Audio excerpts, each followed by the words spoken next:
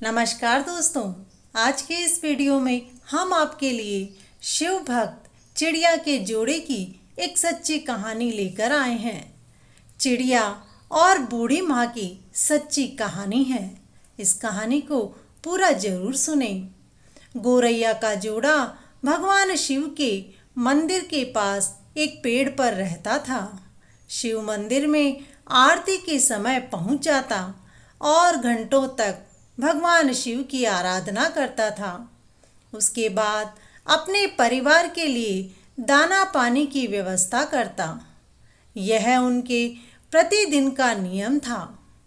उसी मंदिर की थोड़ी ही दूरी पर एक बूढ़ी माँ का घर था। बूढ़ी माँ की देख रेख करने वाला कोई नहीं था।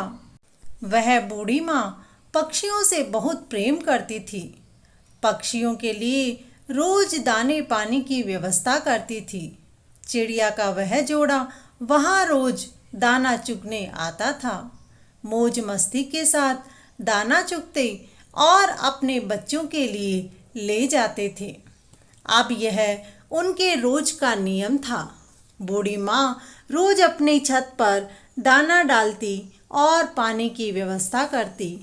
वह पक्षी का जोड़ा वहाँ रोज आता, दाना चुगता, पानी पीता और अपने बच्चों के लिए ले जाता था। एक दिन की बात है, बूढ़ी माँ बहुत बीमार हो गई, इसलिए वह उस दिन छत पर दाना डालने नहीं आ सकी। जब वह गौरैया का जोड़ा दाना चुगने आया तो दाना पानी ना देख करके बहुत दुखी हुआ और मन में सोचने लगे कि बूढ़ी माँ आज कहाँ गई। उन दोनों ने मिलकर के बूढ़ी माँ को सभी जगह ढूंढा, परंतु वह कहीं नहीं मिली। फिर मादा चिड़िया ने कहा, हमने बूढ़ी माँ को सब जगह ढूंढा, परंतु उनके घर में नहीं देखा। दोनों पक्षी बूढ़ी माँ के घर में पहुँचे। वहाँ देखा बूढ़ी माँ बिस्तर पर लेटी थी। शरीर में किसी प्रकार की कोई हलचल नहीं थी। उनके शरीर पर मक्खियाँ भिन भिना रही थी। दोनों देखकर बहुत दुखी हुए। अपने पंखों को फड़फड़ाकर उन मक्खियों को उड़ाने की कोशिश की। जब बूढ़ी माँ के शरीर में किसी प्रकार की कोई हलचल नहीं हुई तो दोनों ही भगवान शिव के मंदिर में पहुँच गए। वहाँ जाकर उन्होंने एक पैर पर खड़े होकर भगवान शिव की आराधना की, उनकी पूजा की। उनके लगातार इसी प्रकार के पूजा और भक्ति से भगवान शिव बहुत प्रसन्न हुए और उनके सामने प्रकट होकर बोले, हे पक्षियों, मैं तुम दोनों की भक्ति से अति प्रसन्न हूँ। मांगो तुम जो मांगना चाहते हो। चिड़िया का जोड़ा बोला, हे प्रभु, यदि आप हमें वरदान देना चाहते हैं तो उससे पहले एक वचन दीजिए। भगवान शिव बोले कि तुम जो मांगोगे वो मैं दूंगा, ये मेरा वचन है। गौरैया का जोड़ा बोला कि हे प्रभु, मुझे तो सिर्फ एक ही वचन चाहिए कि उस बूढ़ी माँ को आप वापस जीवित कर दें। भगवान शिव बोले, आप पक्षी बहुत भोले हैं। इस दुनिया में, इस संसार में जो आया है वो एक दिन जाएगा और चले जाने के बाद में वापस लौट कर नहीं आता है। यही संसार का नियम है। परंतु दोनों गौरैया अपनी जिद पर अड़े रहे और बोले, हे प्रभु, हे भोलेनाथ, आपने यह कहा था कि मैं वचन देता हूँ, तो आप अपने वचन को पूरा कीजिए और उस बूढ़ी माँ को जीवित कर दीजिए। भगवान शिव ने कहा कि उस बूढ़ी माँ का शरीर शत विशत हो चुका है। उस शरीर में कीड़े लग चुके हैं। अब उसमें जान कैसे डाली जाए। परंतु दोनों पक्षी एक ही पैर पर लगातार खड़े रहे और भगवान शिव से प्रार्थना करने लगे।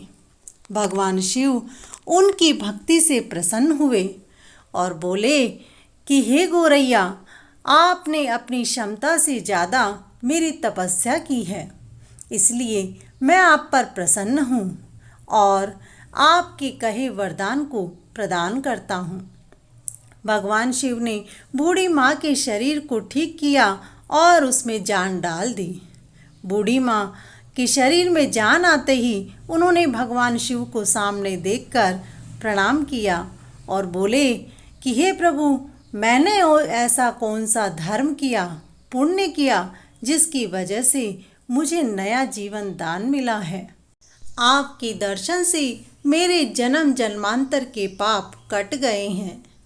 हे प्रभु, मुझे बताइए कि ये कौन से पुण्य का फल है। भगवान शिव बूढ़ी माँ से बोले, हे बूढ़ी माँ, यह तुम्हारी नहीं, इन दोनों गोरैया जोड़े की भक्ति है। इन्होंने लगातार एक पैर पर खड़े होकर बिना दाना पानी के मेरी भक्ति की है, आराधना की है। उसी आराधना को देखकर और उनकी भक्ति से प्रसन्न होकर के मैंने उन्हें वरदान दिया था। मेरे वरदान और उनके हट के आगे विवश होकर के मैंने तुम्हें जीवन दान दिया है। बूढ़ी माँ ने जाकर भगवान शिव के चरणों में सर रखकर दंडवत प्रणाम किया। भगवान शिव अंतर ध्यान हो गए। बूढ़ी माँ अब रोज अपनी छत पर पक्षियों के लिए दाना डालती और पानी की व्यवस्था करती। इस प्रकार प्रतिदिन उसका नियम बन गया था। वही गोरैया का जोड़ा वहाँ छत पर जाता और दाना पानी चुगने लगा। बूढ़ी माँ एक दिन गोरैया पक्षी से बोली कि आप दोनों के कारण मुझे नया जीवन दान मिला है, इसलिए मेरी इच्छा है कि आप मेरे घर में ही रहें, मेरी आँखों के सामने रहें। बूढ़ी माँ के इस प्रस्ताव को गोरैया जोड़े ने स्वीकार किया और बूढ़ी माँ के घर में रहने लगे। अब वह वहीं रहते और दाना पानी चुगकर मौज मस्ती करते। अब बूढ़ी माँ के चर्चे पूरे गांव में और उसके आसपास के गांवों में होने लगे कि एक बूढ़ी माँ जो मरकर फिर से जीवित हो गई है और उनमें एक अजीब सी शक्ति आ गई है। इस बात को सुनकर दूर दूर से लोग अपनी बीमारी, अपने कष्टों को दूर करने के लिए बूढ़ी माँ के पास आने लगे। बूढ़ी माँ उनके सामने बैठकर उनके लिए भगवान शिव की पूजा कर लिया करती। भगवान शिव के नाम की पूजा से उन सभी के कष्ट दूर हो जाते, उनके रोग मिट जाते। इस प्रकार वहाँ आए लोगों के धीरे धीरे कष्ट दूर होने लगे, उनके रोग मिटने लगे। इस प्रकार से बूढ़ी माँ के चर्चे चारों तरफ और ज़्यादा फैलने लगे। बूढ़ी माँ कुछ समय तक जीवित रही। उसके बाद उन्होंने अपने ही घर में जीवित समाधि ले ली। वही समाधि स्थल आज भव्य मंदिर के रूप में है। यह भव्य मंदिर गुजरात में है। यह भव्य मंदिर चिड़िया वाली बूढ़ी माँ के नाम से जाना जाता है। इस मंदिर के चर्चे सब जगह फैले हुए हैं। कहते हैं कि यहाँ इस मंदिर में जो कोई अपने कष्टों को लेकर आता है, उनके कष्ट दूर हो जाते हैं, उनके रोग मिट जाते हैं। जो कोई भी इस मंदिर के दरवाजे पर आता है, वह खुशियाँ लेकर जाता है। दोस्तों, किस प्रकार से एक चिड़िया ने भगवान शिव की भक्ति करके बूढ़ी माँ को नया जीवन दान दिया है।